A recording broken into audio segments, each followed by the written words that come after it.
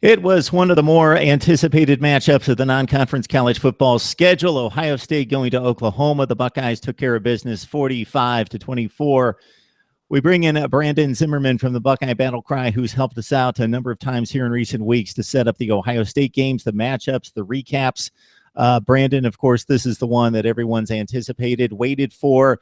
Maybe the Houston loss took a little glimmer off the game, but it's still an extremely important test for the Buckeyes, and they passed with flying colors. Would like to get your take on, before we start to talk some nuts and bolts in later segments, your take in regards to the trip to Norman, the atmosphere, the Oklahoma fans, Ohio State fans, just kind of what you took in regards to the scene. It was impressive how Ohio State invaded Norman and Oklahoma City there. From the time that I arrived on Friday night, it was just Buckeyes everywhere. We were down in Bricktown in Oklahoma City, and I mean, Buckeyes filled the streets. Every restaurant, every bar was just full of Buckeye fans. I saw that there was reports the same thing was going on in Norman. So even if someone's gone to a bunch of bowl games, gone to a few of the road games, I was impressed with how so many Buckeye fans came to this game. But it doesn't surprise me because it's the first time that two teams like this have faced off in a long time for the Buckeyes. I mean, we've gone through Virginia Tech and Miami and a few schools that were supposed to be great, but they really kind of fell off. So this is the first, huge out of conference game that we've had to go to for a while. And plus it's a new stadium. A lot of college fans love to just go to new stadiums, especially one with as much tradition as Oklahoma had.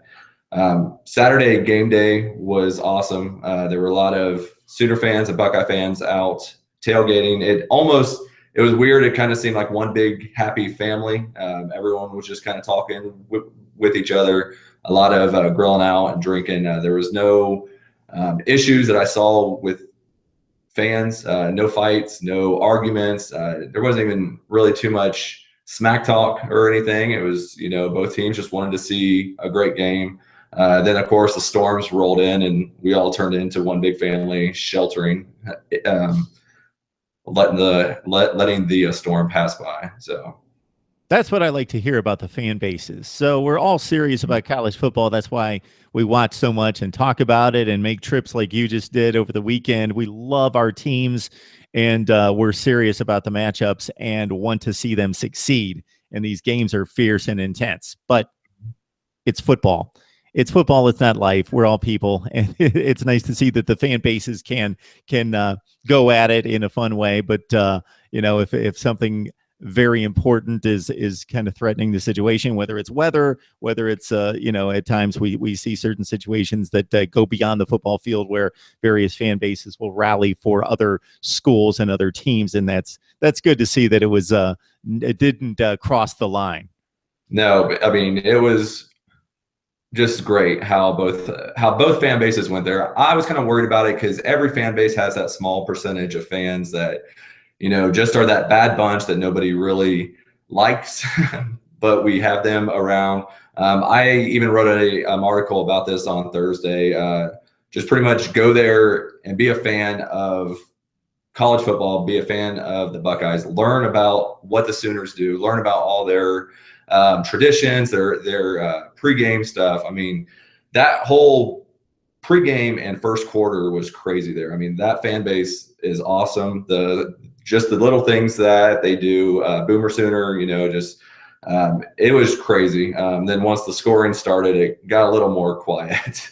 Yeah, well, of course. So you didn't get the full throttle effect for 60 minutes or 3 hours, or with the delay 5 hours, anything like that, because the Buckeyes jumped out pretty quickly in the ball game after a 3-and-out, and after Oklahoma actually drove the length of the field and missed the field goal, and the Buckeye defense was a little bit on its heels that first series. Ohio State took control sometime at mid-first quarter. Looking at, the out-of-conference opponents, you love to see a school like Ohio State taking on the big boys. And, Virginia Tech, Miami, they didn't have the teams that were anticipated at the time that the games were scheduled.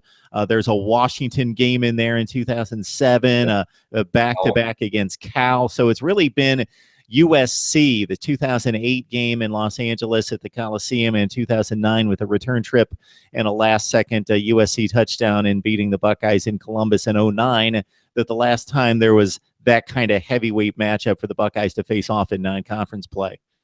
Yeah, and so, I mean, it was nice to see, because the Buckeyes have taken a lot of flack here over recent years about their out-of-conference scheduling. But when you think about it, you know, the teams they were facing when they were scheduled were top 10, top 15 teams.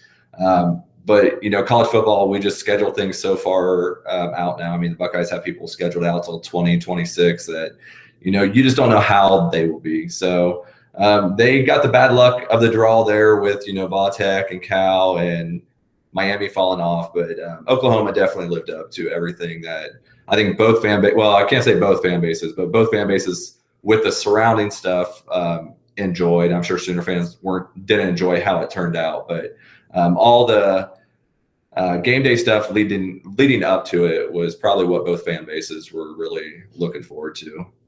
I like the point, Brandon, that you made about learning about the other program, their traditions, their history, because I am kind of a different college football fan when it comes to soaking up all of it. And you can tell from my YouTube channel, I'm covering everybody. I love college football across the board, and I have my allegiance, but at the same time, I love watching college football across the board. And once I got into the media and used to attend the coaches' news conferences week to week, was reminded of it.